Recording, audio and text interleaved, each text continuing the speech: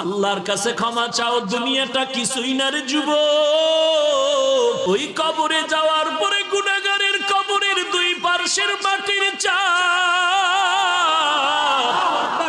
পাজরের হাড় চুরমার হয়ে যাবে। একটা নয়, দুটো নয়, 70 থেকে 99টা সাপের কামড়।